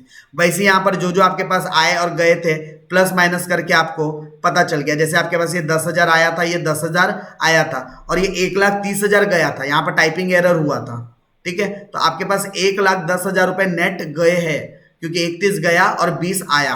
ये पॉजिटिव फिगर है 10,000 10,000, और ये 1,30,000 नेगेटिव फिगर है। तो आपके पास नेट क्या आ जाएगा, माइनस 1,10,000। यहाँ इन्होंने माइनस सिर्फ 10,000 लिखा है ना, गलत है, क्योंकि इन्होंने 1 लाख टोटल में लिया ही नहीं है। और उसी तरीके से फाइनेंसिंग एक्टिविटी से भी करेंगे। ये 50,000 आए, 42,000 गए, 20,000 गए, तो नेट अगर देखा जाए 50,000 आए और 62,000 गए, तो नेट मिला के कितने गए आपके, 12,000 नेट माइनस में जा रहा है आपका आंसर, करेक्ट, माइनस 12,000 जा रहा है। तो जब आप सबको नेट ऑफ करोगे ना, अब यहाँ टाइपिंग एरर हुआ है कुछ कुछ जगह पर, जैसे यहाँ पर टाइपिंग एरर हो रखा है, और ऊपर में भी उसने 1-2 आइटम यहाँ पर नीचे में एक गलत कर रखा है। यहाँ पर 32,000 लेना चाहिए था, गलत अमाउंट जोड़ रखा था उसने, ठीक है। तो यहाँ पर सॉल्यूशन में कुछ एरर्स हो रखे हैं, यहाँ पर सॉल्यूशन में कुछ एरर्स हो रखे हैं, बट आपको प्रोसीजर यही फॉलो करना है जो भी मैं आपके साथ डिस्कस करते हुए चल रहा हूँ। तो तीनों ऑपरेटिंग एक्टिविटी, इन्वेस्टिंग एक्टिविटी और फाइनेंसिंग एक्टिविटी के जो तीनों के फाइनल फिगर बाहर आए होंगे आउटर कॉलम में, तीनों को आपस में जोड़ दो, तो आपको क्या पता चल जाएगा, नेट कैश फ्लो फ्रॉम जो भी हमारा बिजनेस है उससे, और फिर इसमें से इस ओपनिंग को जोड़ देते हैं तो हमको क्लोजिंग मिल जाता। अब क्योंकि यहाँ -7,000 और ये +25,000 है, तो आपको क्लोजिंग कितना मिल जाएगा, 18,000। -7,000 है ना, और ये +25,000 है, तो +25,000 में -7,000 करूंगा तो कितना आएगा, 18,000। तो इस तरीके से हम लोगों को करना है। अब यहाँ इन्होंने क्या किया है, अकाउंट बना दिया लैंड एंड बिल्डिंग के लिए, जमता हो तो बनाने का। जनरली असेट्स है, ओपनिंग बैलेंस डेबिट में, क्लोजिंग बैलेंस क्रेडिट में, डेप्रिसिएशन क्रेडिट में, बचा हुआ बैलेंसिंग फिगर या तो परचेस निकलेगा या तो सेल निकलेगा। प्लांट का भी वैसा ही, ओपनिंग बैलेंस डेबिट में, क्लोजिंग बैलेंस क्रेडिट में, जितना डेप्रिसिएशन लगा इधर बचा तो इधर परचेस आएगा, या इधर बचा तो सेल आएगा, balancing figure. Provision for tax का भी, ये ओपनिंग बैलेंस, ये क्लोजिंग बैलेंस, जितना टैक्स पेड किया और जितना भी बच गया ये पीएल में ट्रांसफर हो जाता है। वैसे ही डिविडेंड के लिए इन्होंने बनाया नहीं, बट बनाने जाते तो डिविडेंड के लिए भी हम बना सकते थे।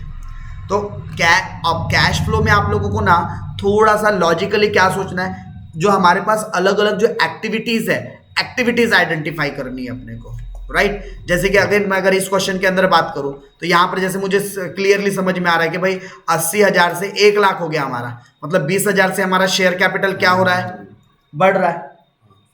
मतलब ये सीधा 20,000 कहाँ लिख लूँ, फाइनेंसिंग एक्टिविटी में लिख लूँ, वर्किंग नोट में मतलब ठीक है। क्या चीज, जब अपन दो वर्किंग नोट्स ज्यादा रिजर्व एंड सरप्लस में 2 वर्किंग नोट, हाँ, अब उसके अंदर के आइटम देखने के लिए ये अंदर में दिया रहता ना, ये क्वेश्चन का पार्ट है। ये जो वर्किंग नोट नंबर 1 दिख रहा है, तो आप थोड़ा क्वेश्चन में आओगे तो आपको क्वेश्चन में वर्किंग नोट नंबर है, क्वेश्चन में दिया हुआ है कि रिजर्व के अंदर 2 टाइप के रिजर्व है, ऐसा, ठीक है। जैसे अभी वो रिजर्व में आपको 4,004 है, कुछ भी इंक्रीज दिख रहा है क्या, नो, मतलब इसका कुछ भी इफेक्ट नहीं पड़ा कैश फ्लो पे। लेकिन प्रॉफिट एंड लॉस पे दिख रहा है क्या, 2,000 से कितना हो गया, 24,400, मतलब 400 से हमारा प्रॉफिट करंट ईयर में बढ़ा। अब जो भी प्लस माइनस करना है इस 400 में करेंगे, ठीक है। तो मेरा ये वाला भी पॉइंट खत्म हो गया। फिर उसके बाद लॉन्ग टर्म बोरोइंग, तो वर्किंग नोट नंबर 2 देख लो, इसके लिए क्या बोलता है उसके अंदर, डिबेंचर 12,000 से 14,000 हो गए, मतलब कितने से बढ़ रहा है, 2,000। तो ये भी कहाँ आना चाहिए, फाइनेंसिंग एक्टिविटी में, ठीक है। फिर उसके बाद तीसरे पे क्या है आपके पास, शॉर्ट टर्म बोरोइंग। तो शॉर्ट टर्म बोरोइंग के अंदर देख लेते क्या दिया हुआ है। तो एक प्रोविजन फॉर टैक्स है और एक प्रोविजन फॉर डिविडेंड है। इनके लिए जनरली हम अलग से ना अकाउंट ही बना ले तो ज्यादा सही, क्योंकि इनके ऊपर ना हमेशा एडजस्टमेंट पूछता है। इसके ऊपर हमेशा क्या पूछता है, एडजस्टमेंट पूछता है। और आपको अगर एडजस्टमेंट से बचना है, एडजस्टमेंट को ट्रीट नहीं होने देना है, एडजस्टमेंट से बचना है, सस्ता सुंदर टिकाऊ तरीका एक और है। ये क्या है, आपकी करंट लाइबिलिटी है। क्या शॉर्ट टर्म प्रोविजन बोले तो करंट लाइबिलिटी है। इंक्रीज हो रहा है, डिक्रीज हो रहा है, इंक्रीज। ये भी क्या हो रहा है, इंक्रीज। तो क्या करो, ऐड बैक कर दो, ये जो प्रॉफिट में ना ऐड कर दो, इंक्रीज इन करंट लाइबिलिटी को ऐड करते हैं, इनको ऐड कर दो। और एडजस्टमेंट में ना कहीं अमाउंट पेड दिया होगा, देखो प्रोविजन फॉर टैक्स मेड, अच्छा इतना टैक्स हमने बनाया, और इंटरिम डिविडेंड पेड, तो जितना डिविडेंड पेड किया है ना सीधा इसको फाइनेंसिंग एक्टिविटी में लिख दो उठा के। ये सस्ता तरीका होता है। हालांकि यहाँ provision for income tax paid, अगर यहाँ इनकम टैक्स पेड देता ना ये और मजा आ जाता, डायरेक्ट पेड अमाउंट लिख देते हैं। लेकिन यहाँ कितना पेड किया वो नहीं दिया, ये बता रहा है कि करंट ईयर में कितना प्रोविजन बना, इसके बारे में बता रहा है। तो अब इसको कैसे करते हैं हम लोग, जैसे मेरे पास ओपनिंग, ये मैं प्रोविजन फॉर टैक्स का अगर अकाउंट बनाऊं तो मेरे पास ओपनिंग बैलेंस कितना है, 6,000, क्लोजिंग कितना है, 8,400। अब पैसा जितना पेड किया हुआ देता तो यहाँ लिखता, लेकिन इस बार पेमेंट नहीं दे रहा है, बता रहा है कि कितना प्रोविजन बना। तो इस बार 9,400 का प्रोविजन बना, मतलब 6,000 प्लस 9,400 कितना होता है 15,400। उसमें से 8,400 माइनस करूंगा तो कितना बच जाएगा 7,400। मतलब हमने इस बार टैक्स कितना पेड किया है 7,400। तो ये हमने पेमेंट निकाला इसके लिए अकाउंट बना के। तो जो 7,400 पेड किया ना ये माइनस हुआ होगा यहाँ इनकम टैक्स कहीं के नाम से, कहीं तो भी यहाँ माइनस हुआ होगा। ये 7,000 कर रहा है, 7,400 माइनस होना चाहिए। अकाउंट के हिसाब से कितना माइनस होना चाहिए 7,400। अच्छा नहीं सही है, ये 8,400 था ना। ये 6,000 ओपनिंग बैलेंस है, 8,400 क्लोजिंग बैलेंस है, और प्रोविजन कितने का बनाया गया था 9,400 का। तो इसकी टोटल कितनी होती है 15,400, और ये 15,400 में से 8,400 माइनस कर दूँ तो बैलेंस कितना बचेगा 7,000, बराबर 7,400 नहीं 7,000 बैलेंस बचेगा। तो ये वही 7,000 यहाँ पर उसने माइनस कर दिया लाके। तो अगर आप लोगों को प्रोविजन या फिर ये करंट लाइबिलिटी के लिए ज़्यादा झमेले में नहीं पड़ना है तो आप क्या करो, जितना इंक्रीज हो रहा है ना एड बैक कर दो प्रॉफिट्स के अंदर, और जितना पेमेंट हो रहा है उनके पेमेंट वाली जगह पे लिख दो। जैसे प्रोविजन फॉर टैक्स इधर माइनस होता है और जितना डिविडेंड पेड होता है वो फाइनेंसिंग में जाता है। उसी तरीके से अब आगे, इसी तरीके से आगे आपको शॉर्ट टर्म प्रोविजन हो गया।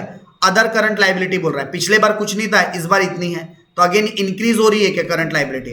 बाकी डिटेल भी देख लो, 5 नंबर की वर्किंग नोट बोल रहा है, बट 5 नंबर की तो वर्किंग नोट दिख भी नहीं रही है। अच्छा अदर करंट लाइबिलिटी ये होना चाहिए, ठीक है। तो अदर करंट लाइबिलिटी के अंदर सिर्फ डिविडेंड पेएबल है, पिछले बार कुछ भी पेएबल नहीं था, इस बार 2,000 पेएबल है बोलता है, तो सीधा करंट लाइबिलिटी बोल के ऐड कर दो उसको। करंट लाइबिलिटी इंक्रीज हो रही है ना, सीधा ऐड बैक कर दो, ठीक है, ज्यादा झमेले में नहीं पड़ने का। फिर ऐसी फिक्स्ड एसेट्स है, अब देखना पड़ेगा। वैसे तो मुझे यहाँ फिलहाल कम होता नजर आ रहा है, बट इसकी डिटेल देखना पड़ेगा। तो ये आपका फिक्स्ड एसेट्स के लिए क्या हुआ, 82 से 80 हो गया। डेप्रिसिएशन की बात करूं तो 22 से 30 डेप्रिसिएशन, मतलब करंट ईयर में 8,000 का डेप्रिसिएशन लगा है क्या, यानी कि 82,000 की असेट्स थी। लास्ट ईयर कितने की असेट्स थी 82,000 की असेट्स थी, लेकिन उस पर हमने करंट ईयर में डेप्रिसिएशन कितना लगाया, पहले डेप्रिसिएशन 22 लगता था, अब 30 लग रहा है, मतलब करंट ईयर में डेप्रिसिएशन कितना लगाया 8,000 का। तो हमारी क्लोजिंग वैल्यू कितनी होनी चाहिए 82 में से अगर मैं 8,000 का डेप्रिसिएशन हटा भी दूं तो हमारी वैल्यू कितनी होनी चाहिए 74,000 होनी चाहिए, लेकिन कितनी है 80,000। अच्छा और फिक्स्ड एसेट्स को लेकर यहाँ इंफॉर्मेशन भी दे रखा है, मतलब इसके लिए आपको अगेन अलग से क्या बनाना पड़ेगा अकाउंट, क्योंकि बहुत सारी यहाँ पैराग्राफ में क्या भी दे रखा है इससे रिलेटेड इंफॉर्मेशन। तो इसके लिए बिना अकाउंट बनाए सॉल्यूशन नहीं होगा, इसका क्या बनाना पड़ेगा अलग से अकाउंट फिक्स्ड एसेट्स के लिए। सर कैसे बनाएंगे, अब फिक्स्ड एसेट्स में आपको पता होना चाहिए ओपनिंग बैलेंस हमेशा कहाँ होता है डेबिट में, क्लोजिंग बैलेंस हमेशा कहाँ आता है क्रेडिट में। तो फिक्स्ड एसेट्स का ओपनिंग बैलेंस कितना है 82,000, क्लोजिंग बैलेंस कितना है 80,000।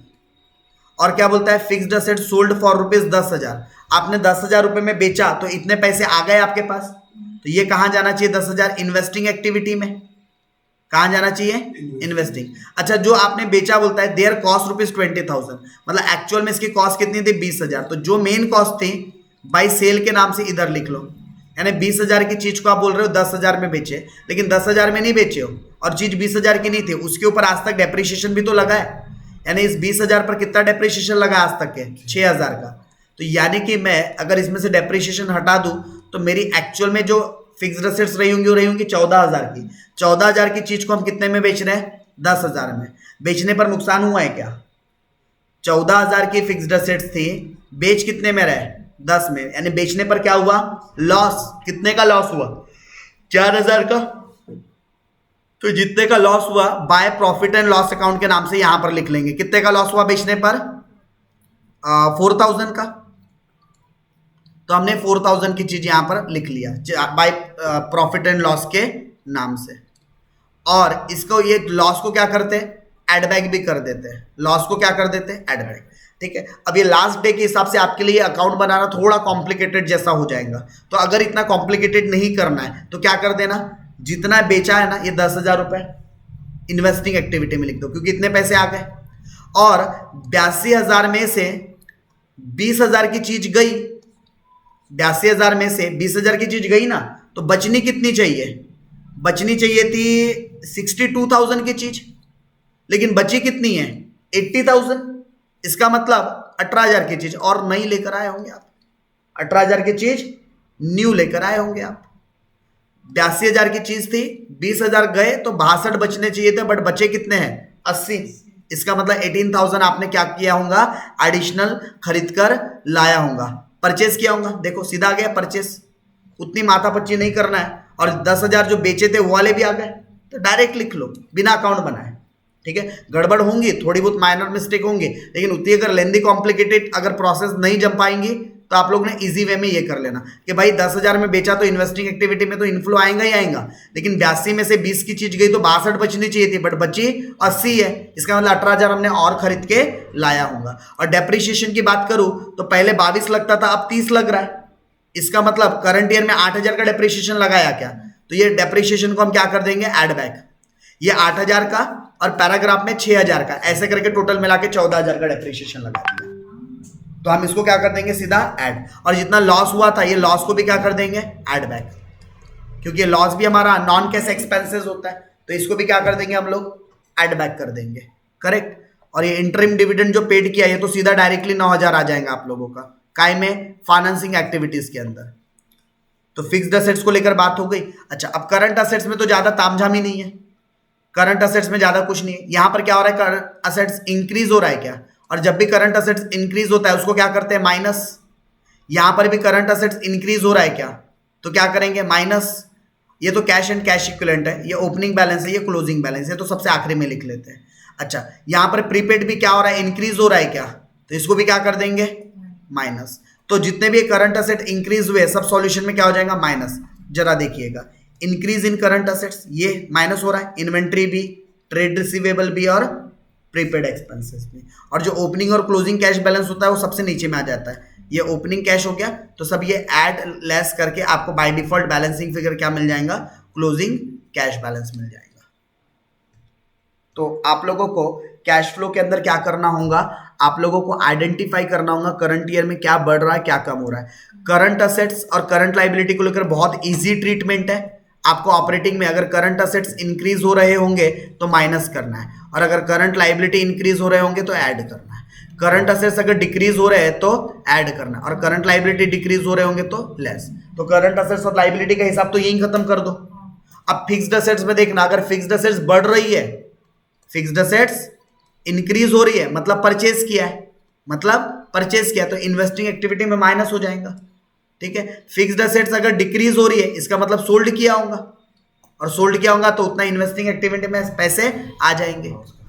डिबेंचर, शेयर कैपिटल या फिर लोन, अगर ये इंक्रीज हो रहे हैं इसका मतलब इतना फंड हमने रेज किया है, तो फाइनेंसिंग एक्टिविटी में प्लस कर देंगे, और अगर ये डिक्रीज हो रहे होंगे तो फाइनेंसिंग एक्टिविटी में माइनस कर देंगे।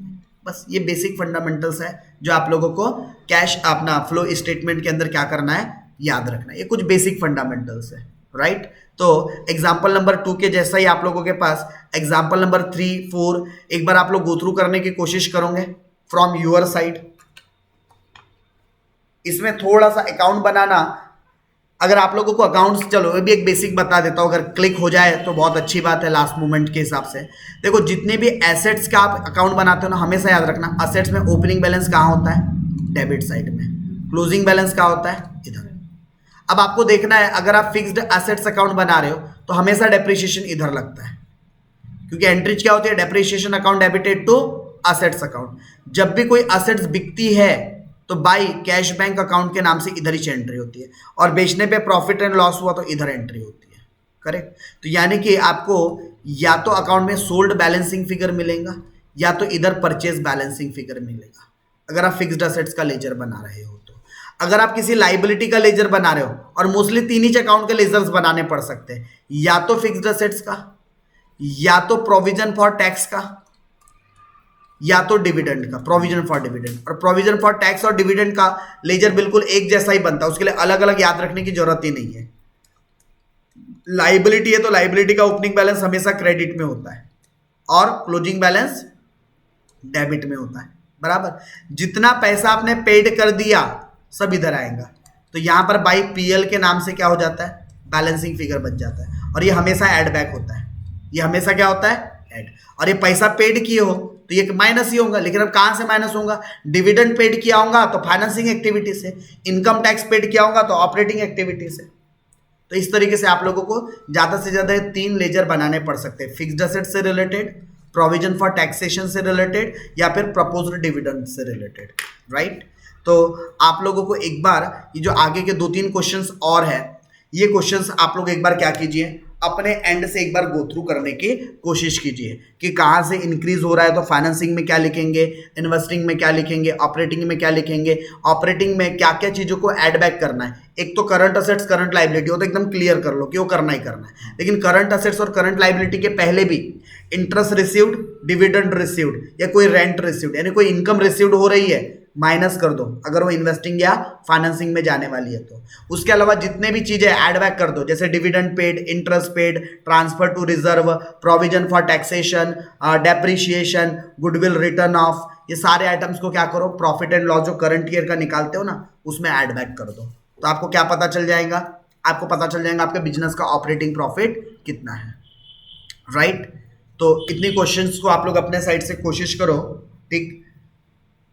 और अगर कहीं आप लोग लाइक मॉर्निंग के लिए अगर वेट कर रहे हो कि मॉर्निंग में क्लास को लेकर, तो मैं मॉर्निंग में आप लोगों के साथ ओनली फॉर डाउट सेशंस, अगर आप लोगों ने कोई टॉपिक्स रात भर में पढ़ा है एंड आप लोगों को अगर क्लियरिटी नहीं है कोई चीज़ों को लेकर, तो फिर हम लोग मॉर्निंग में 8 AM के आसपास क्या कर सकते हैं, आपका क्लास शेड्यूल्ड कर सकते हैं, 8:30 AM के आसपास क्लास शेड्यूल्ड कर सकते हैं, और उसमें आप लोग अपने डाउट्स या क्वेरीज लेकर आ सकते हो, राइट। लेकिन ये टेंडेंसी मत बनाना कि पूरा का पूरा सर पढ़ाएंगे आपको, जहां, क्योंकि मैं कभी एग्जाम के जो दिन एग्जाम का होता है ना उस दिन पहली बार तो पढ़ाता नहीं हूँ, क्योंकि उस दिन बच्चों को खुद ही प्रिपेयर करना रहता है। एग्जाम वाले दिन जो भी पढ़ना है एक दिन पहले पढ़ लो जितना भी पढ़ना है, बट स्टिल अगर आपके रात भर में डाउट एक्यूमुलेट होते हैं तो हम लोग डाउट सेशंस के लिए मॉर्निंग में मिलेंगे।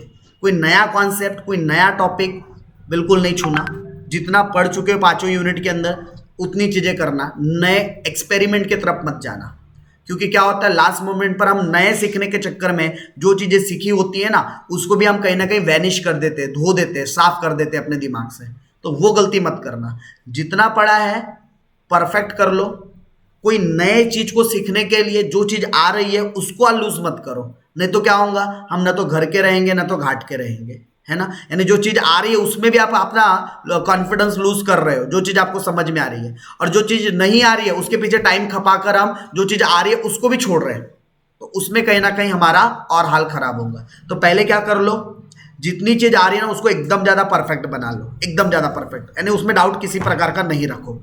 और फिर जो चीज नहीं आ रही है फिर उसके लिए मेहनत करना शुरू कर दो। और आपके पास लगभग अभी 8 बजते आ रहे धीरे धीरे, ठीक है, 7:45 के आसपास हो रहा है। अगर आप यहाँ से डिनर वगैरह लेने के बाद अगर 8:30 बजे से भी अगर बैठते हो तो आपके पास 3 घंटे ये, और सुबह के 1-1.5 घंटे वो, 4 घंटे ये, और अगर आप 8:30 बजे के आसपास आ जाते हो तो वहाँ से 2 घंटे, ऐसे 6 घंटे करीबन है आपके पास।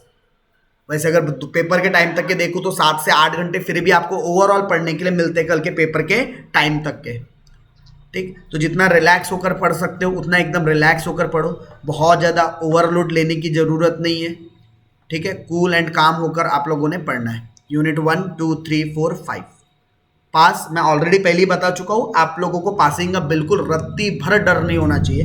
डर होना चाहिए तो अब स्कोरिंग कैसे होंगी उस चीज़ का होना चाहिए। पासिंग को लेकर अगर स्टिल अभी भी फियर है आपके मन में तो फियर को बाहर निकाल दो। अगर आप लिमिटेड चीज़ भी पढ़ रहे हो, डैम श्योर है कि आप क्या हो रहे हो, पास हो ही रहे हो, राइट। तो अभी मैं क्लास को यहाँ पर वाइंड अप करूँगा, बट वाइंड अप करने से पहले आप लोगों के साइड से कोई क्वेश्चंस या कोई क्वेरीज है तो वो पूछ लीजिए। लाइक अभी इस मीटिंग के हमारे पास लगभग 2.5 मिनट के आसपास टाइम रिमेनिंग है। यस, आप लोगों के साइड से कोई सवाल? आदर्श, आनंदा, आदित्य, ऐश्वर्या, काजल, लक्की, मृणाली, नम्रता, रोहिणी, विजया। सर, हाँ आपने ये जो कैश फ्लो पढ़ाया हो ना, हाँ। यहाँ पे अलग दिया हुआ है और हाँ। आप बोल रहे हो कि थोड़ा अलग सॉल्व करना है, तो आप अपने हिसाब मैं से सॉल्यूशन ये की बना के solve आपको भेज करो। देता हूँ। हाँ ठीक है, मैं सॉल्यूशन की बना के आपको भेज देता हूँ। डिटेल यहाँ पर अलग सॉल्व मतलब कि बस वो फॉर्मेटिंग का डिफरेंस है। जैसे कि मैं इन्होंने जो working note profit and loss को लेकर नीचे अलग से दिखाया, हम डायरेक्टली यहीं कहीं ऐड लेस कर देते हैं, ठीक है, वो चीज। तो मैं आप लोगों को आंसर की बना के भेज देता हूँ, ठीक है, हाँ ओके। इसमें से ही क्वेश्चन के भेजना। हाँ, इसी क्वेश्चंस के जो आप अभी जो सॉल्व देख रहे हो ना, ये सॉल्व क्वेश्चंस की मैं अपने वे में आप लोगों को आंसर की बना के भेज देता हूँ, राइट। हाँ ठीक है। चलो, और कुछ, और किसी के कोई क्वेश्चंस? चलो, मैं कैश फ्लो के आंसर्स की बना के आप लोगों को शेयर करता हूं, जो हम लोगों का या जो मेरा भी जो समझाने का वे था, उस पैटर्न में अपन कैसे कर सकते हैं।